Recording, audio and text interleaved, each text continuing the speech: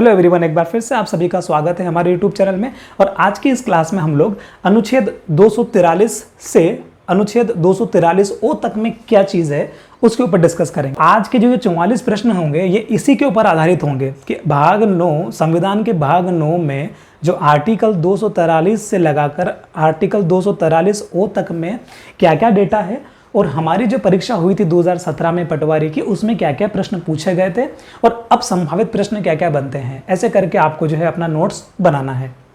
तो चलिए शुरू करते हैं। इस पीडीएफ की जो लिंक है वो आपको इस वीडियो के फर्स्ट कमेंट में मिल जाएगी और इस वीडियो के डिस्क्रिप्शन में भी आपको जो है इसकी लिंक मिल जाएगी।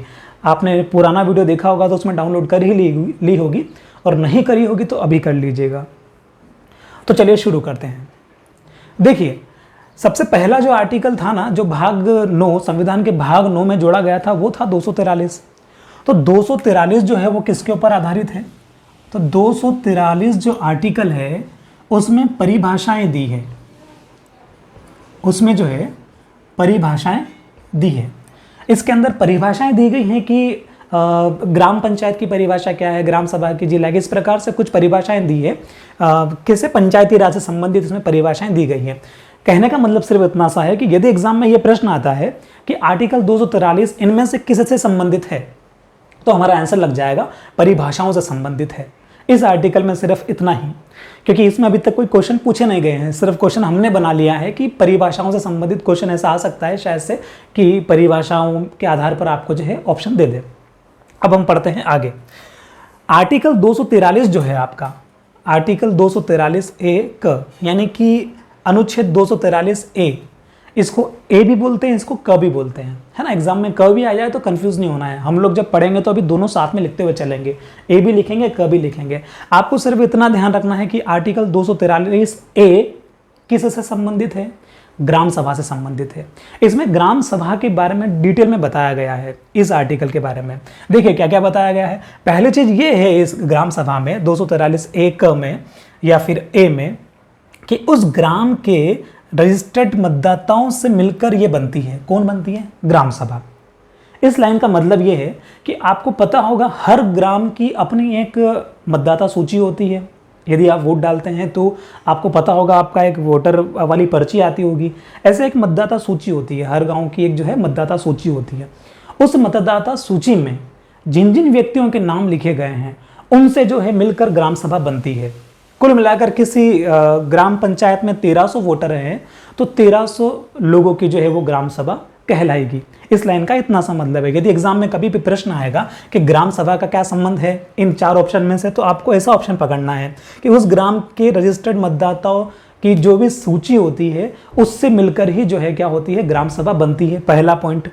दूसरा पॉइंट ये है कि ये शासन की सबसे छोटी इकाई है एवं महत्वपूर्ण इकाई है। महत्वपूर्ण तो बहुत है ना, और शासन की सबसे छोटी इकाई भी है। ग्राम पंचायत, ग्राम सभा सबसे छोटी इकाई है शासन की। और उसके बाद धीरे धीरे जो है आपको पता ही है राज्यसभा, लोकसभा, विधानसभा, ये सब कुछ चीज़ें आ जाती है, लेकिन ग्राम सभा शासन की सबसे छोटी एवं महत्वपूर्ण इकाई है। ठीक है, अभी हम 243 सी भी पढ़ेंगे। 243 सी, अनुच्छेद 243 सी पढ़ेंगे। वो है पंचायतों की संरचना। पंचायतों की संरचना। तो मैंने क्या किया है कि आपको समझाने के उद्देश्य से संरचना और इसको ग्राम सभा को शामिल कर दिया है। मतलब यहाँ पे आप संरचना भी देखेंगे, क्योंकि आप देख पा रहे होंगे कि ग्राम पंचायत की जो संरचना होती है ना, वो किस प्रकार की होती है। उसमें सरपंच होता है, उप सरपंच होता है, पंच होता है, सचिव होता है, इस प्रकार की संरचना होती है। तो एग्जाम पॉइंट ऑफ व्यू से तो आपको ये याद रखना है कि अनुच्छेद 243 सी जो है वो संरचना से संबंधित है। ओके, और अनुच्छेद 243 ए जो है वो ग्राम सभा से संबंधित है। इतनी बात क्लियर है। लेकिन अभी समझने के उद्देश्य से हम लोग क्या कर रहे हैं कि इसको संरचना को भी यहीं कवर कर लेंगे। ठीक है, इसमें ताकि आपको अच्छे से समझ में आएगा। अब देखिए इसके अंदर क्या है ना, ग्राम पंचायत की जो संरचना होती है उसमें आपको पता है 3 लोग जो है वो होते हैं, सरपंच, उप सरपंच, पंच, सचिव होते हैं। ये जो आपको सचिव जो दिख रहे हैं, ये आपको सचिव महोदय जो दिख रहे हैं, इनको जो है इनकी नियुक्ति करते हैं राज्य सरकार। राज्य सरकार जो होती है ना, और राज्य सरकार सचिव की नियुक्ति करती है। सचिव यानी कि सेक्रेटरी, ग्राम सचिव जो होता है, गांव का सचिव होता है, उसकी नियुक्ति कौन करता है? राज्य सरकार करते हैं। राज्य सरकार इसकी नियुक्ति करती है। इस सचिव के वेतन, है ना, स्थानांतरण आदि से संबंधित जो भी बातें होती है उसका भी ध्यान जो है राज्य सरकार ही रखती है। राज्य सरकार के अंडर में ही इसके क्या काम होते हैं, राज्य सरकार का कर्मचारी होता है और इसके वेतन का निर्धारण और इसका स्थानांतरण कौन सी ग्राम पंचायत में अब कर देना चाहिए, ये सारा काम किसके द्वारा होता है, राज्य सरकार के द्वारा होता है। इतनी बात क्लियर है। तो उसके बाद अगला जो आपका पॉइंट आता है वो आता है कि इसका काम क्या है, सचिव जो है काम क्या करता है। तो सचिव का काम है पंचायत के रजिस्टर को मेंटेन करना, है ना। पंचायत के जो भी कार्य होंगे उनको मेंटेन कौन करेंगे, लिखित रूप से, है ना, जिसको ड्राफ्टिंग कहेंगे कि लेटर किसको लिखना है, ये करना है, वो ये सारा जो काम रहेगा किसका रहेगा, सचिव का रहेगा। सचिव का काम है कि जो अपना जो ग्राम पंचायत है इसके रजिस्टर को, इसके जो भी कागजी कार्रवाई है उसको मेंटेन करना, पहली चीज। ठीक है, तो हम लिख देते हैं पहली चीज क्या है कि रजिस्टर को मेंटेन करना, रजिस्टर को मेंटेन करना। दूसरी चीज जो ये महत्वपूर्ण काम करते हैं वो क्या है, ग्राम सभा की बैठकों का बुलाना, है ना, ग्राम सभा बैठक बुलाना। ग्राम सभा की बैठक जब भी बुलाई जाएगी तो सचिव जो है ग्राम सभा को 7 दिन पहले ही सूचना कर देगा। 7 दिन पहले सूचना कर देगा। कितने दिन पहले, 7 दिन पहले। ये महत्वपूर्ण तथ्य है ना। 7 दिन, मिनिमम 7 दिन पूर्व उसको जो है क्या करना पड़ेगा, सूचना करनी पड़ेगी। 7 दिन पूर्व सूचना करनी पड़ेगी कि इस तारीख को इतनी बजे हमारी ग्राम पंचायत में ग्राम सभा की बैठक रखी गई है जिसमें आप सभी लोगों को जो है उपस्थित होना है। उसके बाद कोई लोग आए या नहीं आए वो एक अलग मैटर है, ठीक है। लेकिन इनका जो काम है, सचिव का क्या काम है, रजिस्टर मेंटेन करना, ग्राम सभा की जो है बैठक को बुलाना और क्या करना, 7 दिन पहले सूचना करना। अब इन बैठकों में एक बहुत आईएमपी बात जो है वो ये है कि ग्राम सभा की बैठकें एक वर्ष में कितनी बुलाई जा सकती है या कितनी बुलाना अनिवार्य है, कितनी बैठक एटलीस्ट बुलाना एक वर्ष में कंपलसरी है। तो ग्राम सभा की जो क्वेश्चन आया था पिछली बार ये वाला, है ना, तो इसको ध्यान से देखना। ग्राम सभा की बैठक कौन बुलाता है, ग्राम सभा की बैठक जो है वो सचिव बुलाता है। और एक साल के अंदर कब कब बुलाना अनिवार्य है, मिनिमम कितनी बार, तो मिनिमम 4 बार बैठक बुलाना अनिवार्य है। कौन कौन सी तारीख को बुलाई जाती है, एक तो 26 जनवरी को बैठक बुलाना अनिवार्य है। इस दिन क्या मनाया जाता है, इस दिन हमारा जो है गणतंत्र दिवस मनाया जाता है। हमारा संविधान इस दिन जो है क्या हुआ था, लागू हुआ था। तो एक दिन, इस दिन बैठक बुलानी जरूरी है। उसके बाद 24 अप्रैल को बैठक बुलानी जरूरी है। 24 अप्रैल को क्या हुआ था, तो 24 अप्रैल को जो है आपको पता है, हमने पढ़ा था पिछली क्लास में कि इस दिन जो है पंचायती राज को संवैधानिक दर्जा प्राप्त हुआ था। और 24 अप्रैल को क्या मनाया जाता है, पंचायती राज दिवस भी मनाया जाता है। तो 24 अप्रैल को बैठक बुलाना ज़रूरी है। इसके बाद अगली बैठक जो है आप समझ पाए होंगे 15 अगस्त को बुलाना ज़रूरी है, क्योंकि 15 अगस्त तक के दिन हम जो है क्या करते हैं, स्वतंत्रता दिवस मनाते हैं। तो 15 अगस्त के दिन बैठक बुलाना जरूरी है। इसके अलावा चौथी बैठक जो है वो आपको 2 अक्टूबर को बुलाना जरूरी है। 2 अक्टूबर को आपको जो है चौथी बैठक बुलाना जरूरी है ग्राम सभा की। 2 अक्टूबर को 2 चीज़ें हैं, एक तो जो गांधी जयंती है और दूसरी चीज़ क्या है, दूसरी चीज़ ये है कि जो अपना आपने पढ़ा था कि जब पहली बार बलवंत राय मेहता कमेटी के आधार पर राजस्थान के नागौर जिले में जब है पंचायती राज सिस्टम लागू किया गया था तो वो 2 अक्टूबर को लागू किया गया था, ठीक है। इसलिए जो है इन 4 दिनों में जो है आपको क्या करना है, बैठक बुलानी है।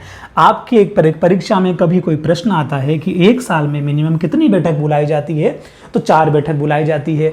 और कौन कौन सी तारीख को बुलाई जाती है, तो 26 जनवरी, 24 अप्रैल, 15 अगस्त, 2 अक्टूबर। इन डेट को तो बुलाना आवश्यक है, अनिवार्य है। इसके अलावा आपकी मर्जी है, आप चाहें तो बुला सकते हैं, आप चाहें तो नहीं बुला सकते हैं, लेकिन इन 4 दिनों में जो है बैठक बुलानी जरूरी है। आगे एक और महत्वपूर्ण बात बैठक से संबंधित है, वो ये है महत्वपूर्ण बात कि वर्ष 2009-2010 में, वर्ष 2009-2010 में जो है ग्राम सभा वर्ष मनाया गया था। कब, वर्ष 2009-10 में ग्राम सभा वर्ष मनाया गया था। ये क्या है? ग्राम सभा वर्ष इस दिन घोषित किया गया था, इस वर्ष को। और किसने घोषित किया था? सीपी जोशी। सीपी जोशी ये कौन थे उस वक्त? ये उस वक्त जो है 2009 में ये जो है हमारे देश के पंचायत ग्रामीण विकास एवं पंचायती राज के मंत्री थे, है ना। ग्रामीण विकास एवं पंचायती राज के जो ये मंत्री थे। ग्रामीण विकास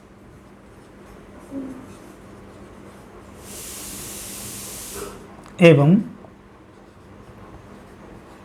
पंचायती राज मंत्री थे ये। तो यहां से हमने ये पढ़ा कि वर्ष 2009-2010 में जो है ग्राम सभा वर्ष आयोजित किया गया था। इसकी घोषणा सीपी जोशी ने करी थी, जिनका पूरा नाम चंद्र प्रकाश जोशी है। उस वक्त जब इन्होंने ये घोषणा करी थी 2009 में, तब कांग्रेस की सरकार थी केंद्र में, और उस टाइम ये जो है कैबिनेट मंत्री थे और ग्रामीण विकास एवं पंचायती राज के जो ये क्या थे, मंत्री थे। इसलिए इन्होंने जो है वर्ष 2009-2010 में ग्राम सभा वर्ष घोषित किया था। वर्तमान में ये राजस्थान सरकार में विधानसभा जो है राजस्थान की, उसमें स्पीकर हैं। इतनी बात आपको क्लियर है इससे। अब हम आ जाते हैं सरपंच के ऊपर कि सरपंच और पंचों से क्या संबंध है। अभी हमने सारा जो ये पढ़ा ना, हमने ये क्या पढ़ा है, सचिव से संबंधित जितने भी प्रश्न बन सकते हैं वो हमने पढ़े हैं। अब देखो, जो पंच और सरपंच जो होते हैं, ये पंच जो होता है, ये पंच जो है प्रत्यक्ष रूप से चुना जाता है, प्रत्यक्ष रूप से निर्वाचन के माध्यम से चुना जाता है। जो सरपंच होता है, ये सरपंच भी जो है क्या करते हैं, प्रत्यक्ष रूप से चुना जाता है निर्वाचन के माध्यम से, ठीक है। लेकिन उप सरपंच जो होता है, ये उप सरपंच अप्रत्यक्ष रूप से चुना जाता है। अब आप ये समझिए कि प्रत्यक्ष और अप्रत्यक्ष क्या होता है। देखो, प्रत्यक्ष का सीधा सा मतलब ये है कि इसके लिए हम जो है वोट कर देते हैं।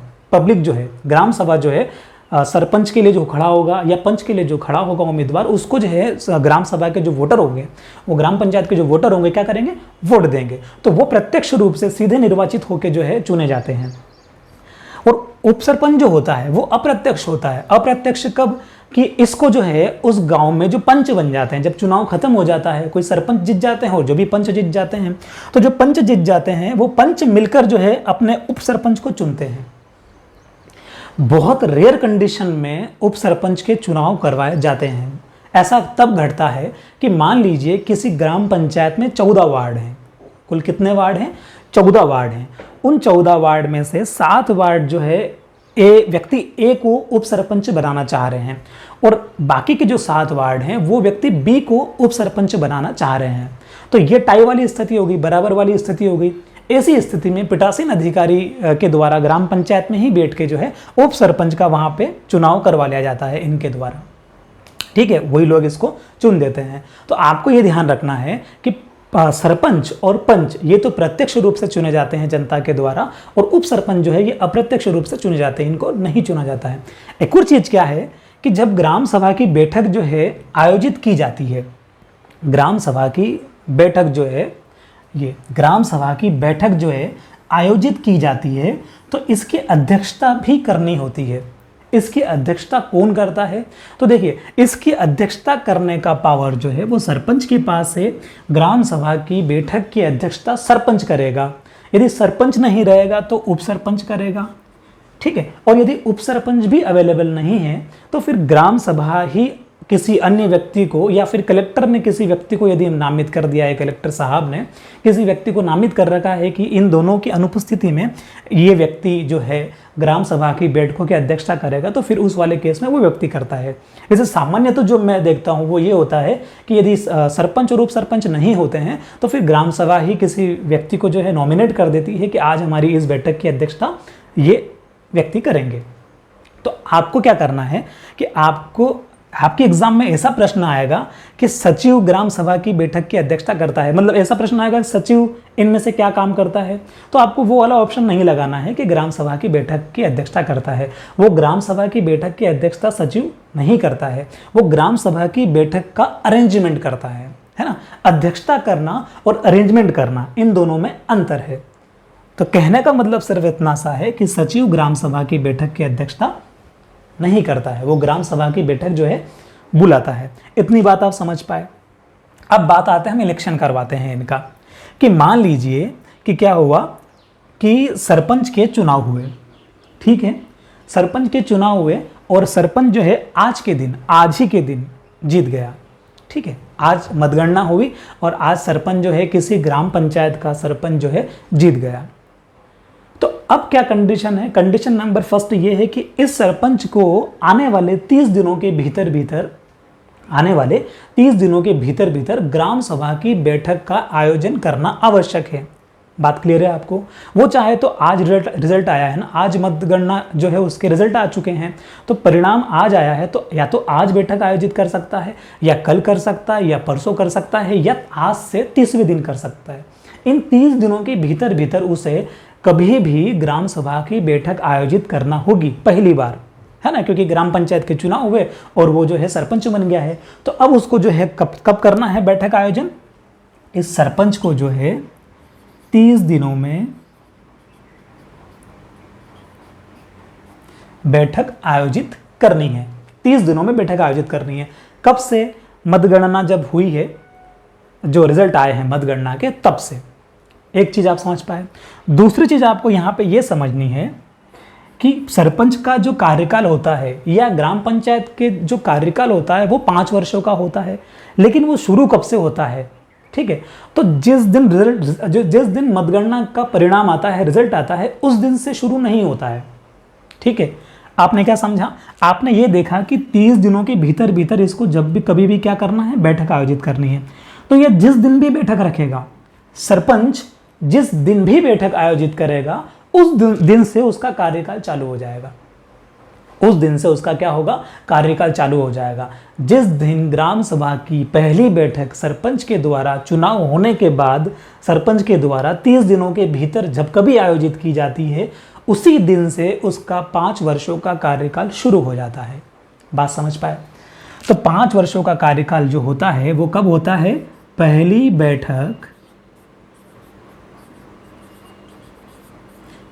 बैठक से 5 वर्ष तक।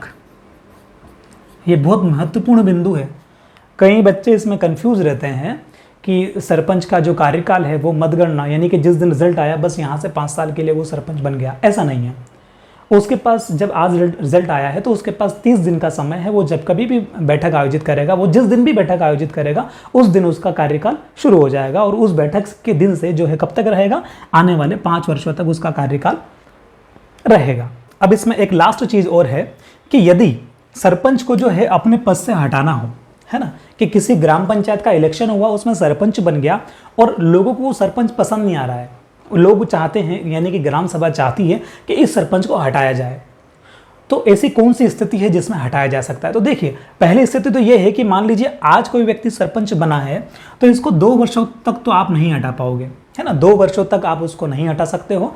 2 वर्षों के बाद ग्राम सभा के यानी कि जो ग्राम सभा है उसके जितने भी 2/3 वोटर हैं, ग्राम सभा में जितने भी वोटर हैं उसके 2/3 वोटर यदि एक पत्र लिखकर, एक एप्लीकेशन लिखकर सीईओ साहब के पास चले जाए और वहाँ से वो लेटर जो है कलेक्टर साहब के पास पहुँच जाए, तब जो है कलेक्टर साहब ये निर्णय कर सकते हैं कि अच्छा इस सरपंच को हटाना उचित है।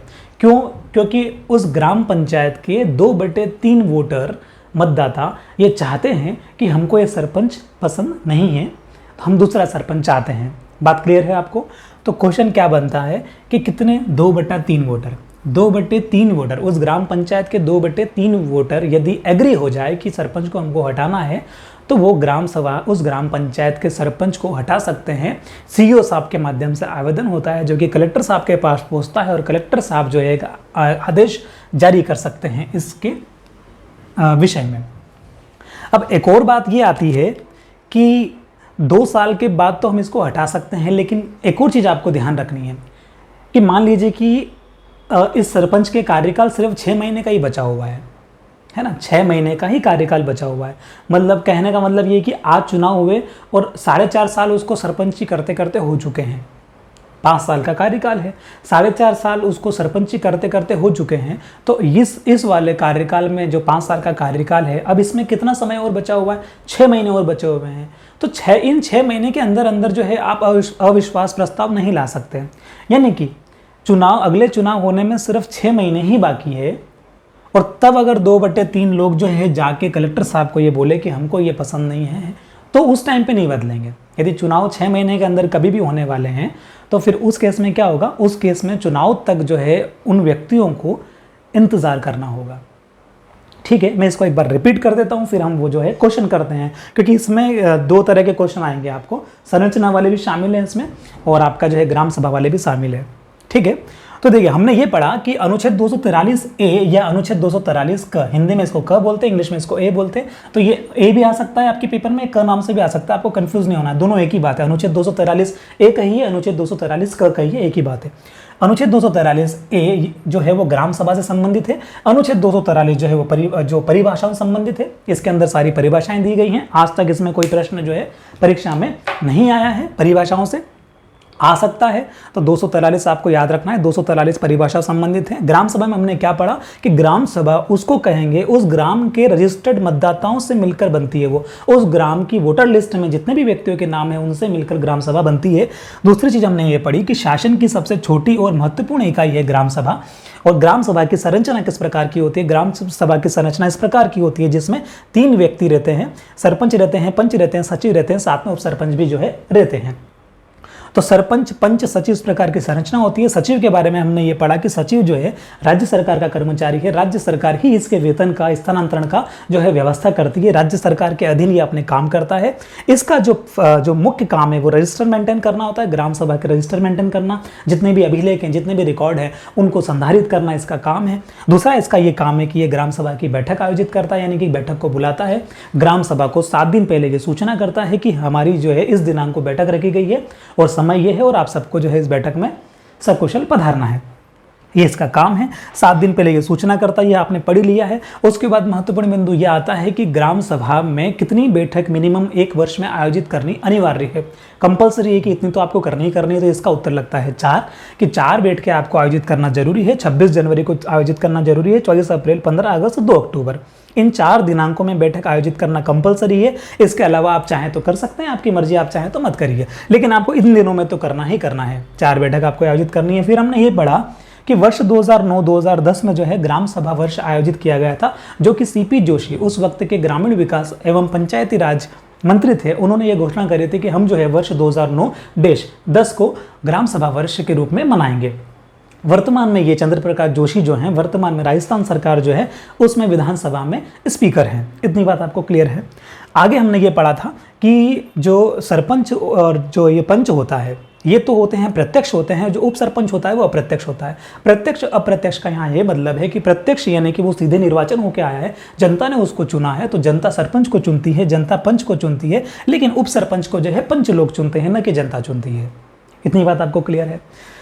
उप सरपंच का इलेक्शन बहुत रेयर कंडीशन में होता है, न के बराबर होता है, क्योंकि पंच लोग ही, क्योंकि सरपंच जब जीतता है तो ओबियसली बात है उसके फेवर वाले पंच लोग जीतते हैं, और उसके फेवर वाले पंच लोग जीतते हैं तो जिसको सरपंच नॉमिनेट करता है उसी उप सरपंच के जो है जीतने की संभावना वैसे ही बन जाती है। वही लोग आपस में बैठ कर जो है चुन लेते हैं उसको, तो उसके इलेक्शन कराने की संभावना न के बराबर होती है। तो आपको ये याद रखना है कि उप सरपंच अप्रत्यक्ष है, सरपंच प्रत्यक्ष है और पंच जो है प्रत्यक्ष है। उसके बाद हमने ये पढ़ा कि जो ग्राम सभा की बैठकें जो आयोजित की जाती है इसकी अध्यक्षता करनी होती है। इसकी अध्यक्षता कौन करता है? इसकी अध्यक्षता सरपंच करता है। सरपंच नहीं होता है तो उप सरपंच करता है। उप सरपंच भी यदि नहीं होता है तो ग्राम सभा के द्वारा ही नॉमिनेट या फिर कलेक्टर साहब के द्वारा नॉमिनेट कोई व्यक्ति जो है ग्राम सभा की बैठकों की अध्यक्षता कर सकता है। ये बात समझ में आई आपको? आपको सचिव के बारे में ये चीज़ ध्यान रखनी है कि सचिव का काम है बैठक को बुलाना, बैठक आयोजित करना, न कि उसकी अध्यक्षता करना। तो सचिव कभी भी बैठक की अध्यक्षता नहीं करेगा, और राज्य सरकार का कर्मचारी है उसका काम क्या है हमने देखा, उसका काम इतना है। फिर हमने जो है क्या पढ़ा था, हमने ये पढ़ा है इसके बाद कि जो पहली बैठक होगी, सर मान लीजिए कि पंचायत का इलेक्शन हो चुका है, पंचायत का इलेक्शन होने के बाद सरपंच को जिस दिन मतगणना का रिजल्ट आया, जिस दिन मतगणना हो गई कि आज पता पड़ गया कि यार ये फलाना व्यक्ति जो है सरपंच बन गया है, ठीक है। तो आज से आने वाले 30 दिनों के भीतर भीतर उसको जो है कभी भी बैठक बुलाना जरूरी है। सरपंच को 30 दिनों के भीतर बैठक बुलाना है। जिस दिन से वो बैठक बुलाएगा उस दिन से उसके 5 वर्षों का कार्यकाल जो है वो शुरू हो जाएगा। तो हमने ये महत्वपूर्ण बिंदु पढ़ा था कि पहली बैठक से 5 वर्ष तक उसका जो है कार्यकाल चालू हो जाता है और 30 दिनों के भीतर जो है रिजल्ट जिस दिन आया है उसके 30 दिनों के भीतर उसको जो है बैठक आयोजित करनी होती है। इतनी बात आपको क्लियर है। फिर हमने आगे ये पढ़ा था कि यदि सरपंच को अगर हटाना चाहे पब्लिक तो हटा सकती है, लेकिन उसके लिए कंडीशन ये है कि 2 साल का कार्यकाल उसने पूरा कर लिया हो और उसके बाद उस पर्टिकुलर जो भी ग्राम पंचायत है वहाँ के 2/3 मतदाता जो हैं, 2/3 वोटर एग्री होना चाहिए लिखित रूप से। ऐसा नहीं कि मुंह से बोल दिया फिर कल पलट गए, लिखित रूप से जो है वो एग्री होना चाहिए। फिर एक प्रोसेसिंग होती है जिसमें कलेक्टर साहब भी इन्वॉल्व होते हैं, वो आदेश करते हैं, तब जाके जो है सरपंच को हम हटा सकते हैं। लेकिन यदि उस सरपंच जिसको हटाना है उसका कार्यकाल 4.5 वर्षों का हो चुका है और अब अगले इलेक्शन आने में सिर्फ 6 महीने का ही समय बाकी है, तो ऐसी स्थिति में ये 2/3 व्यक्ति जो होते हैं इनको आने वाले अगले चुनाव के लिए इंतजार करना होता है। इतना आपको समझ में आया। अब हम प्रश्नों पे आ जाते हैं। तो चलिए अब हम कुल मिलाकर 15 प्रश्न इस डेटा पर जो आपको बोर्ड पर दिख रहा है इसके आधार पर करेंगे। देखो पहला प्रश्न ये पूछा गया था, यानी कि जो आपका अगला प्रश्न आएगा वो नंबर जो भी चल रहा है सीरियल 32वां, ठीक है। तो ग्राम सभा की बैठकों का संयोजन कौन करता है? पहला ऑप्शन आपको सरपंच दिया था, दूसरा आपको ग्राम सभा का सचिव दिया था, तीसरा ऑप्शन ग्राम पंचायत का सचिव और चौथा ऑप्शन उप सरपंच। 9 दिसंबर 2017 शिफ्ट 1 में यह प्रश्न पूछा गया था। क्या आंसर लगेगा? ग्राम सभा की बैठकों का संयोजन मतलब कि अरेंजमेंट जो है वो कौन करता है? ग्राम पंचायत का सचिव। तो ये सचिव जो है ये ग्राम पंचायत का सचिव है। जब ग्राम सभा की बैठक आयोजित की जाती है तो उसमें भी सचिव रहता है, तो ग्राम सभा का सचिव नहीं, ग्राम पंचायत का सचिव। इस सवाल का क्या लगेगा? उत्तर लगेगा। इतनी बात आपको क्लियर है? ठीक है, तो ग्राम पंचायत का सचिव इसका उत्तर है। अगला प्रश्न जो पूछा था वो ये पूछा था कि निम्नलिखित में से क्या ग्राम पंचायत के सचिव का कार्य नहीं है? ग्राम पंचायत के सचिव का कार्य क्या नहीं है? ऑप्शन ए दिया था, फर्स्ट दिया था रिकॉर्ड और रजिस्टर की मरम्मत करना, ये काम तो वो करता है, ठीक है। ग्राम सभा की सभी बैठकों की अध्यक्षता करना, ये काम वो नहीं करता है।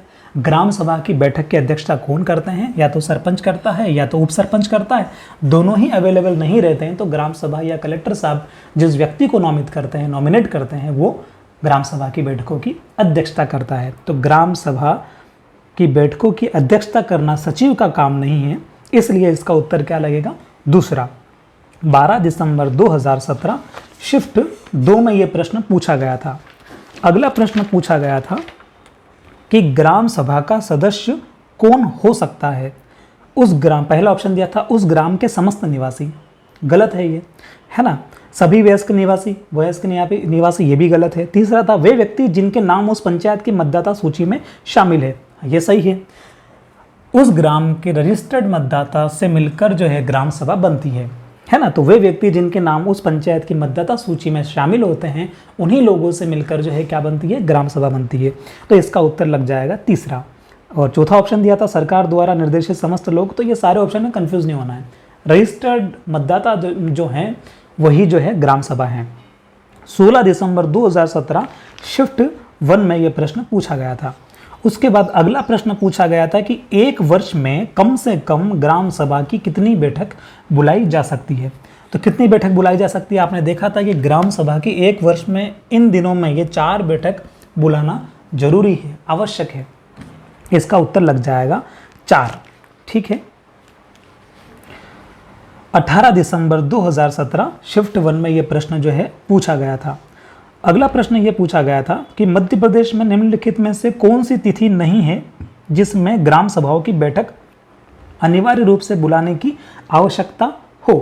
यानी कि ऐसी कौन सी तिथि है जब बैठक अनिवार्य रूप से बुलाने की आवश्यकता नहीं है, है ना।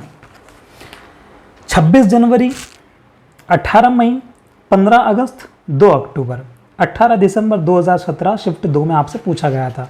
तो इसका उत्तर लगेगा इजी है, 18 मई इसका उत्तर लगेगा, क्योंकि 18 मई वो तारीख नहीं है जिस दिन ग्राम सभा की बैठक जो है आयोजित करना कंपलसरी है। है ना। ऐसा कोई नियम नहीं है कि 18 मई को आपको बैठक आयोजित करना ही होगी। आपकी मर्जी हो तो आप कर सकते हो, आपकी मर्जी हो तो आप नहीं कर सकते हो, तो वो अनिवार्य नहीं है। इसलिए इसका आंसर क्या लगेगा, 18 मई लगेगा। अगला प्रश्न आपसे ये पूछा था कि निम्नलिखित में से कौन सा वर्ष देश में पहली बार ग्राम सभा वर्ष घोषित किया गया था। तो ऑप्शन आपको दिए थे 2005, 6, 7, 8, 8, 9, 9, 10। तो इसका आंसर क्या लगेगा, 2009-2010 में जो है पहली बार ग्राम सभा वर्ष घोषित किया गया था। किसने घोषित किया था, सीपी जोशी, चंद्र प्रकाश जोशी ने ये ग्राम सभा वर्ष घोषित किया था 2009-10 में। ये उस टाइम पे ग्रामीण विकास एवं पंचायत राज मंत्री थे और वर्तमान में ये राजस्थान सरकार जो है अभी वर्तमान में, उसमें विधानसभा के स्पीकर हैं चंद्र प्रकाश जोशी। इतनी बात आपको क्लियर है। तो इसका उत्तर क्या लगेगा, इसका उत्तर लगेगा वर्ष 2009-2010 में पहली बार ग्राम सभा वर्ष घोषित किया गया था। 20 दिसंबर 2017 शिफ्ट 2 का ये प्रश्न है। अगला प्रश्न ये पूछा था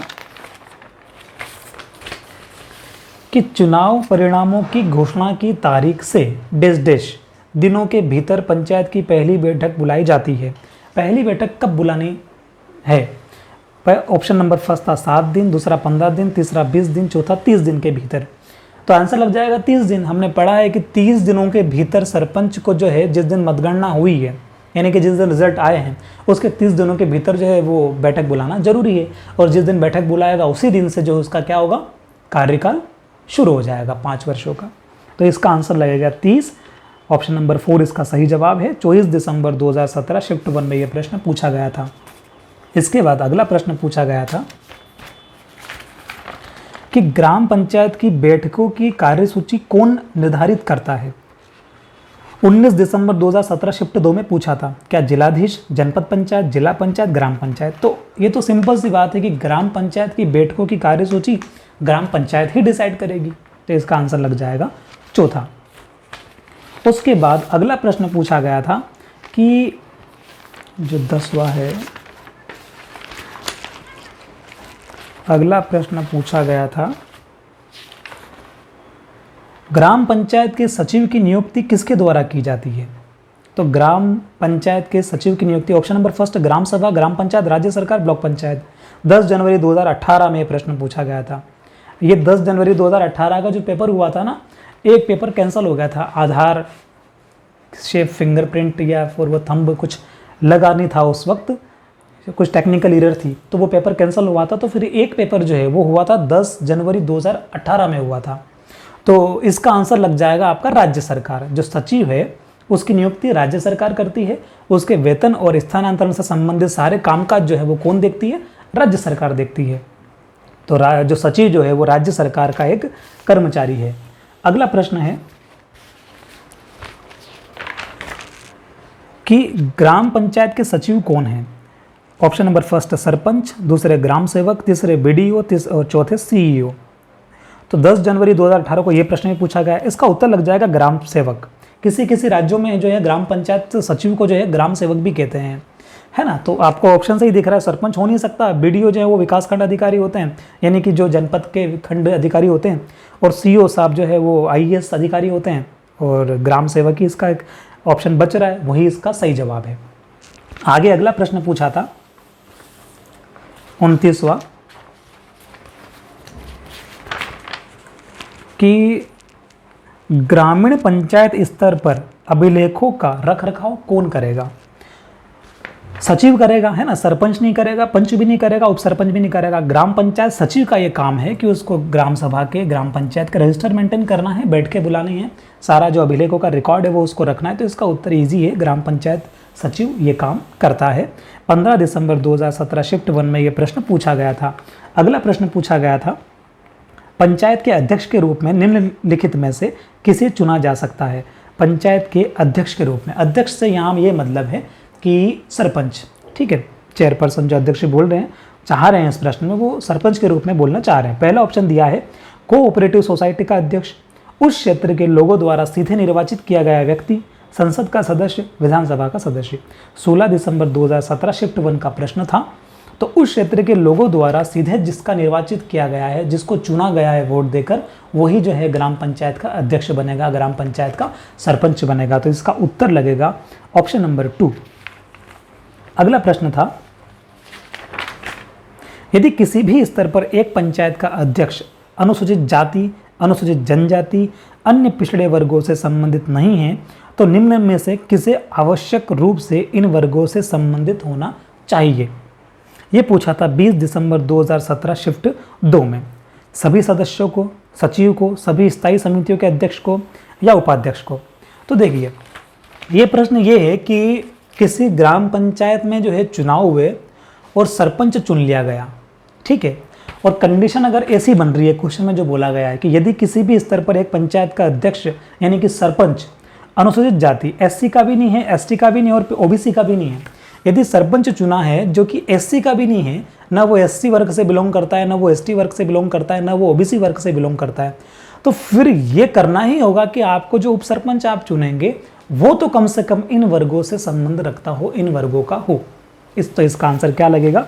इसका आंसर लगेगा आपका दूसरा, उपाध्यक्ष यानी कि उप सरपंच। फिर अगला प्रश्न था, ग्राम पंचायत स्तर पर लेखा पालन कौन करता है? लेखा पालन मतलब कि वही ये जो रजिस्टर वगैरह इनका मेंटेन कौन करता है? तो इसका वापस रिपीट हो रहा है क्वेश्चन, सचिव इसका आंसर है, तीसरा वाला। 21 दिसंबर 2017 शिफ्ट 1 में प्रश्न पूछा गया था। और उसके बाद इस टॉपिक का आखिरी प्रश्न जो है वो है, राज्य सरकार के कर्मचारियों की तैनाती, स्थानांतरण, वेतन आदि की प्रतिनियुक्ति पर पंचायत के लिए शक्तियां किसके पास है? जिलाधीश के पास है, राज्य शासन के पास है, जिला पंचायत के पास है, जनपद पंचायत के पास है। 24 दिसंबर 2017 शिफ्ट 2 में यह प्रश्न पूछा गया था। इसका उत्तर लगेगा राज्य शासन के विभाग, यानी कि सचिव से संबंधित जितने भी कामकाज जो होंगे वो कौन करती है? राज्य सरकार करती है। वेतन से लगाकर, स्थानांतरण से लगाकर, उसको सस्पेंड से लगाकर सारा काम कौन करती है? राज्य सरकार के जो विभाग होते हैं उनके अंदर जो कर्मचारी होते हैं वही जो है इसका सारा लेखा जोखा रखते हैं, क्योंकि वो शासकीय कर्मचारी है, ठीक है। तो अभी आपने 15 प्रश्न देखे जो इस डेटा के ऊपर आधारित है। इसी में से आपको जो है दोबारा से आपके एग्जाम में आने वाली परीक्षा में क्वेश्चन रिपीट होने के पूरे चांसेस हैं। तो आज हमने ये 15 प्रश्न और देख लिए हैं। 31 और 15 कितने हो गए? 46। तो 46 जो प्रश्न है वो हमने कर लिए हैं और आपका ये लगभग 50% से ज़्यादा डेटा कवर हो गया है। मतलब कि मुझे तब पूरा विश्वास है कि यदि एग्जाम होगी तो उसमें 4-5 प्रश्न आपको यहाँ से अभी देखने को मिल जाएंगे। अब 2-3 प्रश्न और बचते हैं। मतलब मैंने वो कहा था आपसे कि एग्जाम में आपके 6 से 7 प्रश्न, 5 से 6 प्रश्न आ सकते हैं। तो अब थोड़ा सा डेटा और बचा हुआ है जो कि 2-3 नंबरों का और है वो। अब हम उसको देखेंगे।